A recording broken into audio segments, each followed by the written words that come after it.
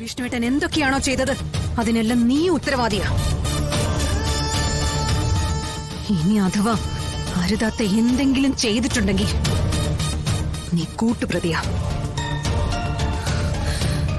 ദേ, സത്യം പറഞ്ഞ നമുക്കിതെല്ലാം ഒഴിവാക്കിയെടുക്കാം. ഇല്ലെങ്കിൽ ആശാനും ശിഷ്യനും അകത്ത് പോയി കിടക്കേണ്ടി വരും. ഒന്ന് ദയവ് ചെയ്തൊന്ന് പറ, ഇന്നലെ രാത്രി നിങ്ങൾ എവിടെയാ പോയത്? എന്തൊക്കെ ചെയ്തു? ആ ജീപ്പ് എങ്ങനെയാ കാണാതായത്? അതിന് വിഷ്ണുവേട്ടൻ പറയുന്ന ഒരു കാര്യവും എനിക്ക് വിശ്വാസയോഗ്യമായിട്ടില്ല.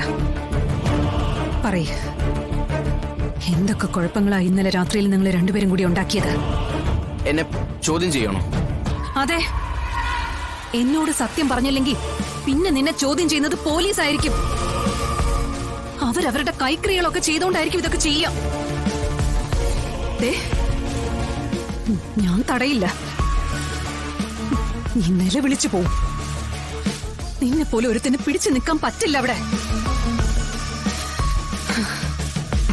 അത് ഒഴിവാക്കാൻ വേണ്ടിട്ടാ നല്ല ഭാഷയിൽ എന്താ നടന്നെന്ന് ഞാൻ ചോദിക്കുന്നെ. പറ, ഉള്ളത് പോലെ ഒന്ന് പറയേ. മേഡം എന്റെ ആശാനെ കാണുന്നതിന് മുമ്പ് ഞാൻ എന്റെ ആശാനെ കണ്ടു തുടങ്ങിയതാ. ആശാന്റെ മനസ്സിലേക്ക് മേഡം കയറുന്നതിന് മുമ്പ് ഒളിച്ചു കയറി സ്ഥാനം പിടിച്ചിട്ടുള്ള ആളാ ഞാൻ.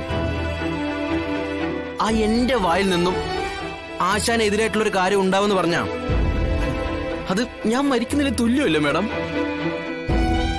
നിങ്ങൾ ഈ അധികാര കസേരയിൽ ചിന്തിക്കുന്ന പോലെയൊന്നുമല്ല ഞങ്ങളെ പോലുള്ള ഒരു സ്നേഹം. അത് പണത്തിന് മുമ്പിലോ ദേ ഇതുപോലെയുള്ള ഭീഷണിക്ക് മുമ്പിൽ അടിയറ വെക്കുന്നതും അല്ല. ഈ ഭക്ത ഹനുമാനെ ഹൃദയം തുറന്നപ്പോ ശ്രീരാമചന്ദ്രന്റെ സീതാദേവിയുടെ ചിത്രം കണ്ടിരുന്നെങ്കിൽ എന്റെ ഹൃദയം തുറന്ന കാണുന്നത് എന്റെ ആശാന്റെയും എന്റെ ഏടത്തെയും കൂടി ചിത്രമായിരിക്കും. നിങ്ങൾക്കൂടി മരുത്തം പോലെയല്ല. ഏത് ഹിമാലയം പൊക്കാനും ഞാൻ തയ്യാറാണ്. അതെ, നടക്കില്ലെന്ന് അറിയാമെങ്കിലും എന്റെ മനസ്സിന് ബോധ്യപ്പെടുത്താൻ വേണ്ടിയെങ്കിലും ഞാൻ ശ്രമിക്കെങ്കിലും ചെയ്യും. ആ ആശാൻ ഒറ്റിക്കൊടുക്കാൻ എന്നോട് പറയാൻ മേഡത്തിന് എങ്ങനെ തോന്നി?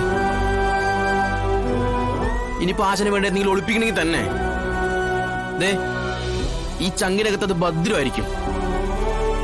കുത്തിപ്പൊളിച്ചെടുക്കാൻ നോക്കിയാ എന്റെ രക്തം കൊണ്ട് ഞാനത് മായ്ക്കുകയും ചെയ്യും.